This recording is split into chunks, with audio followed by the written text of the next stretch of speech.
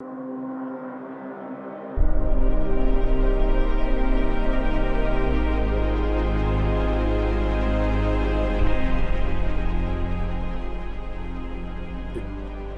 bien bonjour à tous et bienvenue sur ma chaîne Pixel et Vecteur. Aujourd'hui on va parler d'Illustrator et je vais vous montrer une méthode que je viens d'apprendre là qui va nous permettre de pouvoir faire un liseré à l'intérieur des lettres mais un liseré transparent. Voilà, c'est une méthode que je trouve vraiment rapide et assez élégante, qui a ses avantages et ses défauts. À vous de juger après si elle vous intéresse ou pas.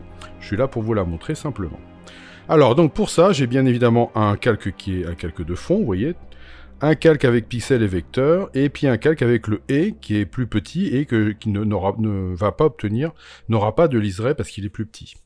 Je vais donc aller me prendre le calque pixel et vecteur, et donc l'idée c'est de mettre un liseré à l'intérieur. Donc évidemment je ne peux pas me servir de la commande qui se trouve ici, qui va me permettre de me mettre des liserés plutôt à cheval sur l'image, et je vais vous montrer que comment on peut le voir. Je pourrais passer par, évidemment, ici, les deux icônes qui sont ici pour le faire. Oui, je vais même vous le faire. Voilà, je passe en blanc. Vous voyez, j'obtiens ça. J'obtiens bien un petit contour d'un point. Et si je vais cliquer sur le nom contour, je m'aperçois que je peux le mettre, vous voyez, en centré, mais je ne peux pas le changer. Je ne peux pas le mettre à l'intérieur. Je ne peux pas le mettre à l'extérieur. Bon.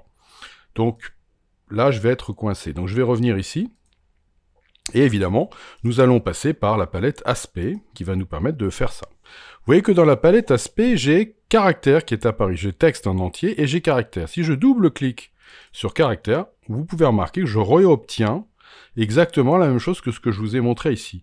Le fond et le contour. Je peux évidemment changer mon contour ici et aller cliquer ici pour voir qu'est-ce qui se passe, mais je vais obtenir exactement le même résultat. Donc en fait, ça ne peut pas m'intéresser à ce niveau-là. Donc je vais le laisser tel quel et je vais remonter à ce qui était avant ici. Voilà. Ici, je vais me positionner donc au-dessus de caractère sur la partie texte. Et là, je vais pouvoir aller chercher la petite icône qui se trouve tout à fait là dans le coin gauche de ma palette Aspect, qui est ajouter un contour. Voilà. Et donc ce contour, je vais le passer tout de suite en blanc pour que vous voyez bien que j'ai bien ajouté un contour. Et par défaut, il est, vous voyez, à un point à l'extérieur de ma police, ce qui n'est pas du tout ce que je veux. Mais vous allez voir qu'on va y arriver sans problème, dans la mesure où je peux ajouter un effet à mon contour. Les effets se trouvent ici. Je vais cliquer sur Effet, et là, je vais aller chercher Tracer, Décalage. Et là, je vais appliquer l'aperçu pour qu'il me montre un peu qu'est-ce qui se passe. Vous voyez que pour l'instant, j'ai un décalage de 3,5 mm, et vous voyez que mon contour se met donc à 3,5 mm à l'extérieur de ma lettre. Donc déjà, moi, je vais lui mettre en moins, et puis je vais mettre par exemple 1 mm, et je vais appuyer sur la touche tabulation pour voir le résultat, mais ne pas fermer ma fenêtre. Si j'appuie sur OK, ou si j'appuie sur retour, chariot ou entrée, évidemment, je ferme ma fenêtre, je vois le résultat, mais je vais faire ma fenêtre. Là, vous voyez, je ne ferme pas ma fenêtre. Bon, ça me paraît pas mal, c'est à l'intérieur. Par contre, je vais peut-être mettre une épaisseur supplémentaire. Donc, je vais lui dire que c'est OK. Mais ici, je vais lui dire que je voudrais peut-être faire 2 mm. Voilà, très bien.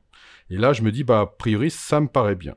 Ok, donc maintenant, j'ai bien mon contour qui est à l'intérieur. Je vais reprendre ma flèche noire, ici, vous voyez, et je vais, mon calque étant toujours sélectionné, je vais aller simplement le pixeliser. Voilà. Bon. La seule chose, c'est qu'il faut que vous soyez à la résolution maximale et que vous ayez un arrière-plan transparent. Je fais OK là-dessus. Voilà, et j'obtiens une image. Évidemment, on ne va pas rester en image. Pourquoi je l'ai pixelisé ? C'est pour pouvoir le revectoriser derrière. Ici, je vais lui demander une vectorisation. Je peux venir ici dans le petit menu, lui demander une vectorisation au niveau, mais bon, de toute façon, c'est que des lettres, donc a priori, il n'y aura pas de problème. Vous pouvez peut-être faire par défaut. À vous de voir quel est le meilleur des réglages, mais vous voyez qu'en attendant, je vais faire une vectorisation, et vous voyez que quand je vectorise, il me met du blanc partout. Et c'est là que va résider la principale astuce. C'est que maintenant, je vais aller cliquer sur ce petit bouton-là, qui est donc les options de la vectorisation. Je clique ici. Je me permettrai comme ça de pouvoir éventuellement changer la qualité de ma vectorisation. Je vous laisserai faire. Moi, ce que je vais vous montrer, c'est ça. On a un bouton qui est « Ignorer le blanc ». Et oui. Et donc, évidemment, si ça ignore le blanc, ça devient transparent.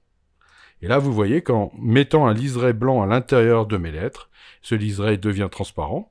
Le bloc blanc aussi devient transparent. Et j'ai donc bien maintenant mon lettrage avec mon petit liseré, vous voyez, transparent. Donc ça veut dire que si je viens sélectionner une autre couleur pour mon fond, que je lui dis que par exemple je voudrais avoir du jaune, et ben vous voyez que j'ai bien un liseré transparent puisque ça devient jaune. Je passe dans les autres couleurs et il n'y a pas de problème, c'est bien ça.